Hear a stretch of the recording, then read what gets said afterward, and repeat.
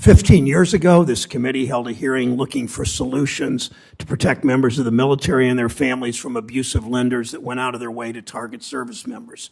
The then chair of the Banking, Housing, Urban Affairs Committee, Richard Shelby, described these practices as, quote, predatory lending schemes that target financially inexperienced consumers and make loans without regard to the consumer's ability to repay. Another member of this committee, Senator Martinez of Florida, described these high-interest loans as, quote, unconscionable. Senator Elizabeth Dole highlighted the efforts her home state of North Carolina had taken to shut down high-interest payday lending.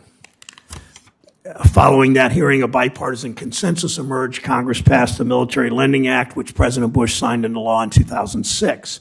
That spurred action from both parties around the country. States of all sizes and all regions passed laws protecting consumers from high-interest predatory loans. Since 2010, Montana, South Dakota, Colorado, Nebraska, California, Illinois all passed laws to cap interest rates in consumer loans at 36%. And like the Military Lending Act, these state laws were passed with overwhelming bipartisan support. 72% of Montana voters, 75% of South Dakota voters, 77% of Colorado voters, 83% of Nebraska voters all supported ballot issues to cap interest rates at 36%. Of course, the payday lending lobby didn't give up. They spent every day since then trying to come up with new schemes to evade these laws, to exploit loopholes. They got an assist from the last administration. Fortunately, a bipartisan group of senators, including members from this committee, worked to overturn the administration's giveaway to the payday lobby, the so-called true lender rule. It would have allowed predatory lenders to evade state interest rates caps. We put a stop to that specific scheme. But again, the industry doesn't give up, not when their profits depend on tricking Americans out of their money. We need national protections. Now is the time for this committee to again lead the country by passing a federal law establishing a 36% interest rate cap on all consumer loans. That's why I and so many of our colleagues joined under the leadership of Senator Reid, who's chair of the Senate Armed Services Committee and the most senior member on this committee, to introduce the Veterans and Consumers Fair Credit Act. Senator Reid's legislation, our legislation, builds on the success of the MLA. It extends its 30% cap to everyone, including to veterans and surviving family members left out of the original law.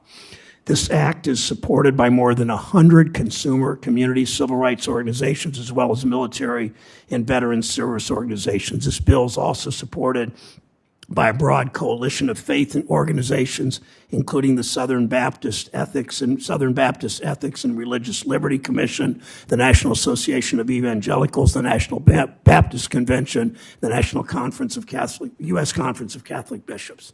And like the MLA, it's bipartisan. Our bill's lead sponsor in the House, the two members who are here, Republican Glenn Grothman, welcome, and Democrat Chuy Garcia, welcome, are both here to testify before this committee. We know the tired arguments against the bill. They're the same ones we heard from the Military Lending Act. During the 2006 hearing, the payday industry claimed we would cut off access to credit to service members. That didn't happen. According to a May 21 Department of Defense report, the MLA is currently working as intended. We'll hear from Mrs. Petraeus about that. And service members continue to have ample access to necessary credit. We'll hear those talking points again today, I'm sure, because that's all the lobbyists on this have. It's an argument we welcome. We do want to cut off access to loans at high interest rates so high they ruin people's lives. That's kind of the whole point here. Payday lenders don't offer access to responsible credit that consumers can afford to pay. They offer the opposite, products that trap consumers in a cycle of debt. We've heard the same stories. Consumers end up renewing their loans over and over, paying more in fees than the original loan amount. We know that 75% of loans go to borrowers who take out 11 or more loans each year. Yesterday, I spoke with Ohioan Gloria Lavencia, a mother from Lorraine. She took out a payday loan to pay her bills. She ended up trapped in a cycle of debt. She paid $1,200 in interest on a loan that was $500 some. She shared the story of her daughter who took out a $200 car loan, ended up living in fear that her car would be repossessed. She'd been able to get to work to earn the money to pay off the loan. As she said, it's easy to get a loan. It's not so easy to get out of it. These Ohioans' experience sound a lot like the business model laid out in this actual training manual from payday lender Ace Cash Express. You can see the trap that people fall into. Another argument we hear is that no one can be profitable offering loans at 36%. Really? 36% still pretty darn high and will make any company plenty of money. I asked my colleagues to think about their own credit cards or mortgages or loans they've taken out. I'm betting nobody on this panel has paid anything like 36% on any of those loans. Federal credit unions across the country offer payday alternative loans at rates between 18 and 28%. Some banks have begun to do the same. Even the American FinTech Council supports our bill. Their members offer short-term loans at rates appreciably under 36%.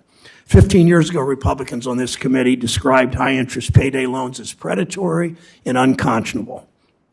If these loans are predatory and unconscionable when made to service members, as Senator Reid always points out, they're also predatory and unconscionable when made to anybody, to a veteran, to a surviving family member, or to a mother trying to get her car repaired so she can keep getting to work.